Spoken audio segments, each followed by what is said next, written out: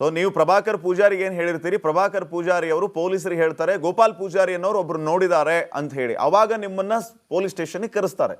ಕಳಿಸ್ತಾರೆ. ಹೌದೌದು. ಓಕೆ, ಮುಂದೇನಾಯ್ತು? ಈ ರುದ್ರಮುನಿಯನ್ ಅಂತವ್ರು ನಿಮ್ಮನ್ನ ಎನ್ಕ್ವೈರಿ ಕರೆದ್ರ? ಇನ್ನೊಬ್ಬ ಮೇಡಮ್ ಅಂತ ಯಾರೋ ಹೇಳ್ತಾ ಇದ್ರಿ, ಅವ್ರು ನಿಮ್ಮನ್ನ ಎನ್ಕ್ವೈರಿ ಕರೆದ್ರ? ಎನ್ಕ್ವೈರಿ ಕರೆದ ಮೇಲೆ ಏನಾಯ್ತು? ಹೌದಾ, ಕೇಳಿದ್ರು ಸ್ಪಾಟಲ್ಲಿ ನೋಡಿದೆ ಅಂತ. ಸತ್ರ ಒಂದು ಹಾಫ್ ಅನ್ ಅವರ್ 1 ಅವರ್ ಅಂತ ಟೈಮ್ ಕೇಳಿ ನಾನು ಕೇಳಿದ್ರು, ಹೌದಾ ನೋಡಿದ್ದೆ ನೀನು? ಹೌದಾ, ಅವನೇ ನೋಡಿದಂದು. ಹೌದು, ಕ್ಲಿಯರ್ ಆಗಿ ಅಲ್ಲಿ ನೋಡಿದ್ದೇನೆ, ಈಗ ಬೇಕಾದ್ರೆ ಹೇಳ್ತೇನೆ, ಆ ಸ್ಪಾಟಲ್ಲಿ ಇದ್ದದ್ದು ನಿಂತದ್ದು ನಾನು ನೋಡಿದ್ದೇನೆ. ಹೌದು ಸರ್ ಅಂತ ಹೇಳಿ. ಫಸ್ಟ್ ಟೈಮ್ ನಿಮ್ಮನ್ನ ಎನ್ಕ್ವೈರಿ ಕರೆದ ಟೈಮ್ನಲ್ಲಿ ಪೊಲೀಸರು ನಿಮಗೆ ಮತ್ತೆ ಏನೇನ ಪ್ರಶ್ನೆ ಮಾಡಿದ್ರು? ಬೇರೆ ಏನಿಲ್ಲ, ಅವರು ನೀನು ಯಾವ ಹೊತ್ತಿಗೆ ನೋಡಿದ್ದು, ಎಷ್ಟು ಹೊತ್ತಿಗೆ ನೋಡಿದೆ ಅಂತ ಹೇಳಿದ್ರು. ಓಕೆ, ನಾನು ಹೇಳ್ದೆ 3 ನಾನು ಕೆಲಸಕ್ಕೆ ಹೋಗುವಾಗ ನೋಡಿದ್ದು, ಮತ್ತೆ ವಾಪಸ್ ಬರುವಾಗ ನಾನು ನೋಡಲಿಲ್ಲ, ಹೋಗುವಾಗ ನೋಡಿದ್ದೇನೆ. ಈ ಕಡೆಯಿಂದ ಧರ್ಮಸ್ಥಳದ ನೇತೃತ್ವಕ್ಕೆ ಹೋಗುವಾಗ ನೋಡಿದ್ದೇನೆ ಅವನನ್ನು, ಅಷ್ಟು ಮಾತ್ರ ನೋಡಿದ್ದು, ಬೇರೆ ಏನು ನೋಡಲಿಲ್ಲ ಅಂತ ಹೇಳಿದೆ ಅವರಲ್ಲಿ. ಅದಕ್ಕೆ ಅವರಲ್ಲಿ ನನ್ನನ್ನು ಸ್ಟೇಟ್ಮೆಂಟ್ ಎಲ್ಲ ಕರೆದು ಬರ್ಕೊಂಡ್ರು, ಯೋಗೇಶ್ವರ ಇದ್ದಾಗ ಬರ್ಕೊಂಡ್ರು. ಅಲ್ಲಿಗೆ ಒಂದು ಕ್ಲಾರಿಟಿ ಏನಂತಂದ್ರೆ, ಈಗ ನಮ್ಮ ಜೊತೆ ಇಲ್ಲಿ ಲೈವ್ ಅಲ್ಲಿ ಕೂತಿರುವಂತ ಈ ಗೋಪಾಲ್ ಪೂಜಾರಿ ಅವತ್ತು ಸ್ಪಾಟ್ ಅಲ್ಲಿ ಸಂತೋಷ್ ರಾವ್ ಎಂಬ ವ್ಯಕ್ತಿಯನ್ನ ನೋಡಿದ್ರು. ಇದು ಸೌಜನ್ಯ ಕೇಸ್ಗೆ ಬಿಗ್ ಲೀಡ್. ಇವರೇ ಐ ವಿಟ್ನೆಸ್. ಅವತ್ತು ಸಂತೋಷ್ ರಾವ್ ಎಂಬ ವ್ಯಕ್ತಿಯನ್ನ ಸ್ಥಳದಲ್ಲಿ ನೋಡಿದ್ದಕ್ಕೆ ಈ ವ್ಯಕ್ತಿ ನಮ್ಮ ಜೊತೆ ಕೂತು ಮಾತಾಡ್ತಾ ಇರುವಂತ ಗೋಪಾಲ್ ಪೂಜಾರಿ ಲೀಡ್ ಆಗ್ತಾರೆ, ಐ ವಿಟ್ನೆಸ್ ಆಗ್ತಾರೆ. ಇವರನ್ನ ಪೊಲೀಸರು ಅವತ್ತು ವಿಚಾರಣೆಗೂ ಕೂಡ ಕರೆದಿದ್ರು ಅನ್ನುವಂಥದ್ರ ಬಗ್ಗೆ ಈಗ ಗೋಪಾಲ್ ಪೂಜಾರಿ ಹೇಳ್ತಿದ್ದಾರೆ. ನಾನೀಗ ನೆಕ್ಸ್ಟ್ ಹೋಗ್ತೀನಿ. ಎಸ್ ಗೋಪಾಲ್ ಪೂಜಾರಿ, ಈ ಕೇಸಲ್ಲಿ ನಿಮ್ಮನ್ನ ಸಾಕ್ಷಿ ಮಾಡಿದ್ದು ನಿಮಗೆ ಗೊತ್ತಾಗಿದ್ದು ಯಾವಾಗ? ನಿಮ್ಮನ್ನ ಸಾಕ್ಷಿ ಮಾಡಿದರ ಕೂಡಲೇ ಅಥವಾ ಹೇಗೆ? ಇದ್ರ ಬಗ್ಗೆ ಹೇಳೋದಾದ್ರೆ. ನನ್ನನ್ನು ಕೂಡಲೇ ಸಾಕ್ಷಿ ಮಾಡಲಿಲ್ಲ. ಅವತ್ತು ರಾತ್ರಿ ಕರೆದಿದ್ರು ನನ್ನನ್ನು. ರಾತ್ರಿ ಕರೆದ್ರು, ಸಾಧಾರಣ ಒಂದು 9 ಗಂಟೆಗೆ ಕರೆದ್ರು. ಫೋನ್ ಮಾಡಿ ಅಲ್ಲಿ ಕರೆದ್ರು. ಆಮೇಲೆ ಅಲ್ಲಿ ಹೋಗಿದ್ದೆ. ಅಲ್ಲಿ ಮಾತಾಡಿದಾಗ ಹೇಳಿದರು, ಕೇಳಿ ಅವರು SP ಯಾರೋ ಬಂದಿದ್ರು. ಆಗ ನನ್ನಲ್ಲಿ ಕೇಳಿದ್ರು, ಹೌದಾ ಇವನು ನೋಡಿದ್ದೆ? ಹೌದಾ ಸಂತೋಷ್? ಹೌದಂತ ಹೇಳಿದ್ದೇನೆ. ಅವನನ್ನು ನೋಡಿದ್ದು ಹೌದು, ನಾನು ಅಲ್ಲಿ ಆ ಮರದ ಹತ್ರ ನಿಂತಿದ್ದ, ಹೌದು ಸರ್ ಅಂತ ಹೇಳಿದೆ. ಸೊ ಮತ್ತೆ ನನ್ನನ್ನು ನೀನು ಹೋಗು, ಇನ್ನು ಬೇಕಾದಾಗ ಕರೀತೇನೆ ಅಂತ ಹೇಳಿದರು. ಆದಮೇಲೆ ನನ್ನನ್ನು ಸ್ಟೇಷನ್ಗೆ ಕರೀಲಿಲ್ಲ, ಬೆಳ್ತಂಗಡಿಗೆ. ಮತ್ತೆ ನನ್ನನ್ನು ಅದೇ ರುದ್ರಮುನಿ ಸರ್ ಕರೆದದ್ದು, CA ಆಫೀಸರ್ ಅವರೇ ಬಂದು ನಾನು ಕರೆದದ್ದು. ಈಗ ಕೇಳಿ ಫೋನ್ ಮಾಡಿ ಕೇಳಿದ್ರು, ಕರೆದ್ರು. ಸ್ಪಾಟ್ಗೆ ತೋರಿಸ್ತೀಯ ಅಂತ ಹೇಳಿದ್ರು, ತೋರಿಸ್ತೇನೆ ಅಂತ ಹೇಳಿದ್ದೇನೆ. ನೋಡಿ ಗೋಪಾಲ್ ಪೂಜಾರಿ, ಬಹಳ ಮುಖ್ಯವಾದಂತ ವಿಚಾರ. ಸ್ಪಾಟ್ಗೆ ಕರ್ಕೊಂಡು ಹೋಗಿದ್ರು ರುದ್ರಮುನಿ ಸರ್. ಓಕೆ, ಸ್ಪಾಟಿಗೆ ಕರ್ಕೊಂಡು ಹೋಗಿದ್ರು. ಹಾ, ಆಯ್ತು, ಮುಂದೆ? ಅಲ್ಲಿ ಸ್ಪಾಟ್ ಕರ್ಕೊಂಡು ಹೋಗಿ ಎಲ್ಲಿ ನಿಂತಿದ್ದ ಅಂತ ಕೇಳಿದ್ರು ರುದ್ರಮುನಿ ಸರ್. ಓಕೆ, ನಾನು ಸ್ಪಾಟ್ ತೋರಿಸಿದೆ, ಈ ಪೊಸಿಷನ್ ಅಲ್ಲಿ ನಿಂತಿದ್ದವನಂತ. ಅಲ್ಲೆಲ್ಲ ನನ್ನ ಸ್ಟೇಟ್ಮೆಂಟ್ ಎಲ್ಲ ಬರ್ಕೊಂಡ್ರು. ನನ್ನನ್ನು ಮತ್ತೆ ಅಲ್ಲಿ ಬಿಟ್ಟರು. ಆದಮೇಲೆ ಮೇಡಮ್ ಬಂದ್ರು ನನ್ನ ಕರ್ಕೊಂಡು ಸ್ವಲ್ಪ ದಿವಸದ ನಂತರ. ಮೇಡಮ್ ಅಲ್ಲಿ ಸ್ಪಾಟ್ ಹತ್ರ ಬರಲಿಲ್ಲ, ನನ್ನ ಅಲ್ಲೇ ಕೇಳಿದರು, ಬೆಳ್ತಂಗಡಿ IB ಅಲ್ಲಿ. ಓಕೆ, ಅವ್ರು ಸಹ ಏನಾಗಿದೆ, ಎಲ್ಲಿ ನೋಡಿದ್ದು ಹೇಳಿ, ಆ ಸ್ಪಾಟಲ್ಲಿ ನೋಡಿದ್ದೇನೆ ಅವನನ್ನು, ಅಲ್ಲಿ ನಿಂತಿದ್ದ, ಹೌದು ಮೇಡಮ್ ಅಂತ ಹೇಳಿದೆ. ಅಷ್ಟೇ ಹೇಳಿ ಅವರು ಸಾಧಾರಣ ಒಂದು ಅದನ್ನೇ ಕೇಳಿದೆ, ಮತ್ತೆ ಕಳಿಸಿದ್ರು ನನ್ನನ್ನು. ಈಗ ನೋಡಿ, ಮುಖ್ಯವಾದಂಥ ವಿಚಾರ ಗೋಪಾಲ್ ಪೂಜಾರಿ ಅವರೇ, ಸಂತೋಷ್ ರಾವ್ನ ನಾನು ಅಲ್ಲಿ ನೋಡಿದ್ದೆ ಅಂತ ನೀವು ಹೇಳ್ತಾ ಇದ್ದೀರಿ. 4 ಗಂಟೆ ಹೊತ್ತಿಗೆ ಆತ ಅಲ್ಲಿಯೇ ಇದ್ದ ಅಂತಾನು ಹೇಳ್ತಿದ್ದೀರಿ. ಸ್ಪಾಟ್ಗೆ ರುದ್ರಮುನಿ ಅನ್ನುವಂಥ ಆಫೀಸರ್ ನಿಮ್ಮನ್ನ ಕರ್ಕೊಂಡು ಹೋಗಿದ್ರು ಅಂತಾನು ಹೇಳ್ತಾ ಇದ್ದೀರಿ. ಹೌದು, 3:30 ಆಯ್ತು, 3:30 4 ಗಂಟೆ ಅಷ್ಟೇ ಅಲ್ವಾ? ಅಕ್ಯುರೇಟ್ 3:30. ಸೊ ಇಷ್ಟೆಲ್ಲ ವಿಚಾರಗಳನ್ನ ಹೇಳಿದ ನಂತರ ನೀವೀಗ ಐ ವಿಟ್ನೆಸ್ ಆದ್ರಿ. ಆದಾಗ್ಯೂ ಕೂಡ ತಮಗೆ ಗೊತ್ತಿರಬಹುದು, ಸಂತೋಷ್ ರಾವ್ನ ಆ ಸ್ಪಾಟ್ ಅಲ್ಲಿ ನೋಡೋದಕ್ಕೆ ಸಾಕ್ಷಿಗಳೇ ಇಲ್ಲ ಅಂತ ಕೋರ್ಟ್ ಹೇಳಿದೆ. ಕರೆಕ್ಟಾ? ಹೌದೌದು, ಕರೆಕ್ಟ್ ಹೇಳಿದೆ. ಈಗ ನೀವು ಸಾಕ್ಷಿ ನೋಡಿದೀರಿ ಅಂತ ಅಂದಮೇಲೆ, ಅಧಿಕಾರಿಗಳು ನಿಮ್ಮನ್ನ ಸ್ಪಾಟಿಗೆ ಕರೆದುಕೊಂಡು ಹೋಗಿದ್ದಾರೆ ಅಂದ ಮೇಲೆ ನಿಮ್ಮನ್ನ ಸಾಕ್ಷಿಯಾಗಿ ಕೋರ್ಟ್ಗೆ ಯಾಕೆ ಕರೀಲಿಲ್ಲ? ಅದೇ ಇರೋದು, ನನ್ನನ್ನು ಕೋರ್ಟ್ಗೆ ಯಾಕೆ ಕರೀಲಿಲ್ಲ ಅಂತ ನಂಗೆ ಗೊತ್ತಾಗಲಿಲ್ಲ. ಇದ್ರ ಬಗ್ಗೆ ನೀವು ವಿಚಾರಿಸಿದ್ರ ಯಾರ ಕಡೆಯಿಂದ ಆದ್ರೂ? ನಾವು ಯಾವ ಟೈಮಲ್ಲೂ ಬೇಕಾದ್ರೆ ಆ ವಿಷಯದಲ್ಲಿ, ಸೌಜನ್ಯ ಹೋರಾಟದ ವಿಷಯದಲ್ಲಿ ನಾವು ಬರ್ತೇವೆ ಅಂತ ಹೇಳಿದ್ದೇನೆ. ಯಾರು ಬೇಕಾದ್ರೆ ಕರೆದ್ರೆ ನಾವು ಬರ್ತೇವೆ. ಯಾಕಂದ್ರೆ ಸೌಜನ್ಯಕ್ಕೆ ಒಂದು ನ್ಯಾಯ ಸಿಗ್ಬೇಕು, ಅದೊಂದು ಹೆಣ್ಮಗಳಾದ್ಮೇಲೆ ನ್ಯಾಯ ಸಿಗ್ಬೇಕಂತ. ಇಷ್ಟೆಲ್ಲ ಬೆಳವಣಿಗೆಗಳು ಆಗ್ತಾ ಇದೆ. ಇದನ್ನೆಲ್ಲ ನೋಡಿದ್ರೆ ನಿಮ್ಗೆ ಏನ್ ಅನ್ಸುತ್ತೆ? ದುಃಖ ಅನ್ಸುತ್ತಾ? ನಾನು ಸಾಕ್ಷಿ ಇದೀನಿ, ನೋಡಿದವನು, ಆದ್ರೂ ನನ್ನನ್ನು ಕೋರ್ಟಿಗೆ ಕರೀಲಿಲ್ಲ, ಇಲ್ಲಿ ಏನ್ ನಡೀತಾ ಇದೆ? ನಿಮ್ಗೆ ಏನ್ ಸಂಶಯ ಮೂಡ್ತಾ ಇದೆಯಾ? ಹೇಗೆ?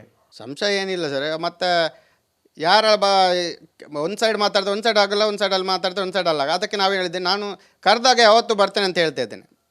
ನಾನು ಯಾರ ಪರವಾಗಿರಲ್ಲ, ಆ ಕಡೆ ಅಲ್ಲ ಈ ಕಡೆ ಅಲ್ಲ. ನಾನು ಯಾರಲ್ಲಿ ಕರೆದ್ರು ಕೂಡ ನೋಡಿದ ಹೌದಂದ್ರೆ ನಾವು ಹೌದು, ನೋಡಿದ ಹೌದು, ಸಾಕ್ಷಿ ಹೌದು ಅಂತ ಹೇಳ್ತೇನೆ ಯಾವತ್ತಿಗೂ. ಕರೆಕ್ಟ್, ನೀವು ನೋಡಿದ್ದನ್ನು ಹೇಳ್ತೀರಿ ಬಿಡಿ, ಅದರಲ್ಲೇನಿಲ್ಲ. ನಮ್ಮನ್ನ ಕಾಡ್ತಾ ಇರುವಂತ ಪ್ರಶ್ನೆ, ನೀವು ನೋಡಿದಿರಿ ಅಂದ ಮೇಲೆ, ಸ್ಥಳದಲ್ಲಿ ಇದ್ರಿ ಅಂದ ಮೇಲೆ ನಿಮ್ಮನ್ನ ಕೋರ್ಟ್ಗೆ ಯಾಕೆ ಕರೀಲಿಲ್ಲ? ಅದು ನಮಗೂ ಸಹ ಗೊತ್ತಾಗುದಿಲ್ಲ ಸರ್, ಯಾಕೆ ಕರೀಲಿಲ್ಲ ಅಂತ ಗೊತ್ತಿಲ್ಲ ನಮಗೆ. ನನಗೊಂದು ನೇರವಾದಂಥ ಉತ್ತರವನ್ನು ಹೇಳಿ ಗೋಪಾಲ್ ಪೂಜಾರಿ ಅವರೇ. ನಿಮ್ಮನ್ನ ಕೋರ್ಟ್ಗೆ ಕರೀದೇ ಇರೋ ತರ ಯಾರಾದರೂ ನೋಡ್ಕೊಂಡ್ರ? ಗೋಪಾಲ್ ಪೂಜಾರಿಯನ್ನ ಕನ್ಸಿಡರ್ ಮಾಡಲೇಬಾರ್ದು ಅನ್ನೋ ರೀತಿ ಏನಾದರೂ ಪ್ರಭಾವಗಳನ್ನ ಅಲ್ಲಿ ಬಳಸಲಾಯ್ತಾ ಅನ್ನೋದು ನನ್ನ ಪ್ರಶ್ನೆ. ನಿಮಗೇನಾದರೂ ಈ ಬಗ್ಗೆ ಗೊತ್ತಿದೆಯಾ? ಆ ರೀತಿಯ ಸಂಶಯ ನಿಮ್ಮನ್ನ ಕಾಡ್ತಿದ್ಯಾ ಅಂತ? ಇಲ್ಲ ನನಗೆ ಆ ಮಾಹಿತಿ ಏನು ಗೊತ್ತಿಲ್ಲ ಸರ್. ಹಾ. ನಾವಂದ್ರೆ ನಮ್ಮದು ಕೆಲಸ ಮತ್ತು ಅಷ್ಟೇ, ನಮಗೆ ಕರೆದಿದ್ರೆ ಓಡ್ತಿದ್ದಂತ ಅದೊಂದು ಗ್ಯಾರಂಟಿ ಹೇಳ್ತೇನೆ. ಮತ್ತು ನಮ್ಮನ್ನು ಕರೀಲಿಲ್ಲ, ನಾವೇನು ವಿಘ್ನೇಶ್ ಅಂತ ಅದೇನೇ ಗೊತ್ತಾಗಲಿಲ್ಲ ನಮಗೆ. ನಾನು ಅವರಲ್ಲಿ ಸಹ ಕಾಂಟ್ಯಾಕ್ಟ್ ಮಾಡ್ತಾ ಇದ್ದೆ, ಸೌಜನ್ಯ ಮನೆಯವರ ಹತ್ರ ಕಾಂಟ್ಯಾಕ್ಟ್ ಇತ್ತು ನಮಗೆ. ನಾನು ಹೇಳ್ತಾ ಇದ್ದೇನೆ, ನಾನು ಸಂತೋಷ್ ರಾವ್ ನೋಡಿದ್ದು ಹೌದು ಅಂತ. ವಿಠಲ್ ಗೌಡ್ರವರಲ್ಲಿ ಕಾಂಟ್ಯಾಕ್ಟ್ ಇದ್ದೇನೆ ಅವತ್ತು. ಯಾಕಂದರೆ ಅವರಲ್ಲಿ 2 ವರ್ಷ ಅವರ ಮನೆಯಲ್ಲಿ ಅಂಗಡಿಯಲ್ಲಿ ಕೆಲಸ ಮಾಡಿದವನು, ಅದಕ್ಕೆ ಹೇಳಿದೆ ನಾನು. ಅವ್ರ ರಿಯಾಕ್ಷನ್ ಯಾವ ರೀತಿ ಇತ್ತು ಅವಾಗ? ನೀವು ಸ್ವತಃ ಸೌಜನ್ಯ ಮನೆಯಲ್ಲಿ ಎಲ್ಲರೂ ನಿಮಗೆ ಪರಿಚಯ ಇದ್ದಾರೆ, ಸೌಜನ್ಯನೂ ನಿಮಗೆ ಪರಿಚಯನಾ? ಸೌಜನ್ಯನೂ ನಿಮಗೆ ಪರಿಚಯ ಅಂತ ಅನ್ಸುತ್ತೆ ಅಲ್ವಾ? ಹೌದೌದು, ಸೌಜನ್ಯ ಪರಿಚಯ. ಸೌಜನ್ಯ ನಾನು ಆವಾಗ ಅಂಗಡಿಯಲ್ಲಿ ಕೆಲಸಕ್ಕೆ ಚಿಕ್ಕ ಹುಡುಗಿ ಸ್ಕೂಲ್ ಹೋಗ್ತಿದ್ಲು ಆಗ. ನೀವು ಸಂತೋಷ್ ರಾವ್ನ ಸ್ಪಾಟಲ್ಲಿ ನೋಡಿದ್ದೀನಿ ಅಂತ ಆ ಸೌಜನ್ಯ ಅವರ ಮನೆಯವರಿಗೆ ಎಲ್ಲರಿಗೂ ತಿಳಿಸಿದಾಗ ಅವರು ನಿಮ್ಮ ಮಾತನ್ನ ನಂಬಿದ್ರೋ ಇಲ್ವೋ? ಅವ್ರು ಅದನ್ನು ಯಾವ ರೀತಿ ತಗೊಂಡ್ರು? ಅವರು ಅದನ್ನು ಯಾವ ರೀತಿ ಅದರ ಬಗ್ಗೆ ಯಾವುದು ಇದು ಮಾಡಲಿಲ್ಲ ಅವರು, ಅಷ್ಟು ರಿಯಾಕ್ಷನ್ ಯಾವುದು ಕೊಡಲಿಲ್ಲ ಅವರು ಅದಕ್ಕೆ. ನಾನು ನೋಡಿದ್ದೇನೆ ಹೌದಂತ ಹೇಳಿದ್ದೇನೆ ಅವರಲ್ಲಿ. ಯಾರು ವಿಠಲ್ ಗೌಡ್ರಲ್ಲಿ ಹೇಳಿದ್ದೇನೆ ನಾನು, ಸಂತೋಷ್ ರಾವ್ನಲ್ಲಿ ನೋಡಿದ್ದೇನೆ ಹೌದಂತ. ಅವ್ರದ್ದು ರಿಯಾಕ್ಷನ್ ಏನು ಇರಲಿಲ್ಲ ಅದಕ್ಕೆ. ವಾಪಸ್ ಏನಾದರೂ ಅವರಿಗೆ ಅವನ ಹೌದಾ ಅಲ್ಲ ಅಂತ ಅದು ಯಾವುದು ಇರಲಿಲ್ಲ ಅವರ ಬಗ್ಗೆ. ನಿಮ್ಮನ್ನ ಅವಾಯ್ಡ್ ಮಾಡುವಂಥ ಕೆಲಸ ಆಯ್ತಾ ಏನಾದರೂ? ನೀವು ಸಂತೋಷ್ ರಾವ್ನ ನೋಡಿದ್ದೀನಿ ಅಂತ ಹೇಳೋ ವ್ಯಕ್ತಿ ಸಾಕ್ಷಿ ಇದ್ದಾರೆ, ಆದಾಗ್ಯೂ ಕೂಡ ನಿಮ್ಮನ್ನು ಏನಾದರೂ ವ್ಯವಸ್ಥಿತವಾಗಿ ಪ್ಲ್ಯಾನ್ಡ್ ಆಗಿ ಅವಾಯ್ಡ್ ಮಾಡುವಂಥ ಕೆಲಸ ಏನಾದರೂ ಆಯ್ತಾ ಯಾರಿಂದಾದರೂ? ನಮ್ಗೆ ಗೊತ್ತಿರುವಾಗೆ ಯಾವುದು ಗೊತ್ತಿಲ್ಲ ಸರ್. ಮತ್ತು ಒಳಗೊಳಗೆ ಏನಾಗಿದೆ ಅಂತ ನಮಗೆ ಗೊತ್ತಾಗೋದಿಲ್ಲ ಸರ್. ಆಗಿರ್ಬೋದು, ಹೇಳಲಿಕ್ಕೆ ಆಗೋದಿಲ್ಲ, ಆಗೋದಿಲ್ಲ ಅಂತ ಹೇಳಲಿಕ್ಕೆ ಆಗೋದಿಲ್ಲ, ಯಾವುದು ಅಂತ ಗೊತ್ತಾಗೋದಿಲ್ಲ ಸರ್ ನಮಗೆ.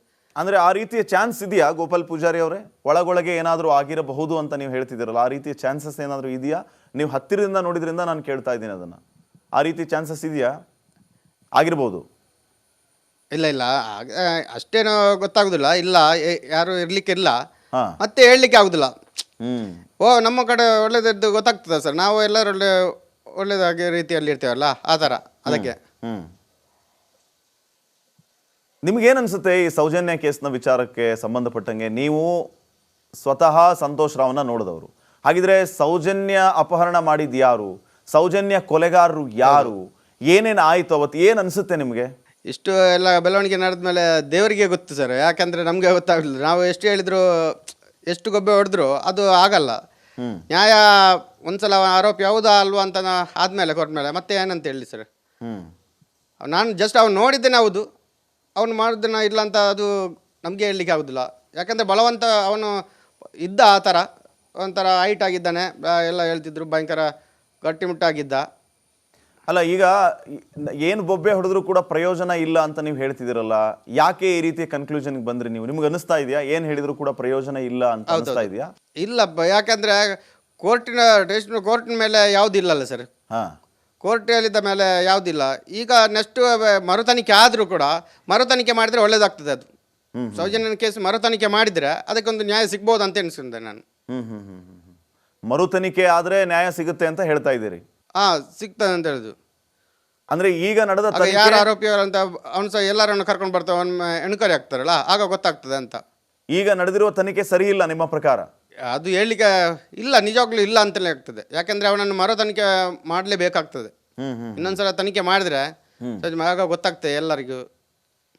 ಯಾರನ್ನ ಮರು ತನಿಖೆಗೆ ಒಳಪಡಿಸಬೇಕು? ಸಂತೋಷ್ ರಾವ್ನ ಮರು ತನಿಖೆ ಒಳಪಡಿಸಬೇಕು ಅಂತ ಹೇಳ್ತಿದ್ದೀರಾ ನೀವು? ಹೌದೌದು, ಒಂದ್ಸಲ ಮರು ತನಿಖೆ ಮಾಡಿದ್ರೆ ಅವನಂತಲ್ಲ ಎಲ್ಲ ಈಗ ಎಲ್ಲ ಸಾಕ್ಷಿಯವರು ಇದ್ದಾರಲ್ಲ ಅವರನ್ನೆಲ್ಲ ಕರೆದು ಮರು ತನಿಖೆ ಮಾಡಿದರೆ ನಮಗೂ ಕೋರ್ಟ್ಗೆ ಹೋಗಿ ಸಾಕ್ಷಿ ಹೇಳಲಿಕ್ಕೆ ಹೇಳಿದ್ರೆ ಎಲ್ಲ ಹೇಳಿದ್ರೆ ಆಗ ಗೊತ್ತಾಗ್ತದೆ ಅಂತ ಎಲ್ಲ ವಿಷಯ. ಇನ್ನೊಂದು ಗೋಪಾಲ್ ಪೂಜಾರಿ, ಈಗ ಈ ಕೇಸಲ್ಲಿ ನಿಮ್ಮನ್ನ ಯಾವಾಗಲೂ ಸಾಕ್ಷಿಯಾಗಿ ಪರಿಗಣಿಸಲೇ ಇಲ್ವಾ? ಆ ಪ್ರಭಾಕರ್ ಅವರಿಗೆ ನೀವು ಹತ್ರ ಏನು ಹೋಗಿ ಹೇಳಿದ್ರಿ? ಪ್ರಭಾಕರ್ ಅವರಿಗೆ ಸಾಕ್ಷಿಯಾಗಿ ತಗೊಂಡಿದ್ರಾ? ಪ್ರಭಾಕರ್ ಅವರನ್ನು ಸಾಕ್ಷಿಯಾಗಿ ಇಲ್ಲ, ಅವರನ್ನು ಕರೆದಿಲ್ಲ ಅಂತ. ನಿಮ್ಮನ್ನು ಕರೀಲಿಲ್ಲ, ಅವ್ರನ್ನೂ ಕರೀಲಿಲ್ಲ? ನನ್ನನ್ನು ಕರೆದದ್ದು ನೋಡಿದೆ ಅಂತ ಹೇಳಂತ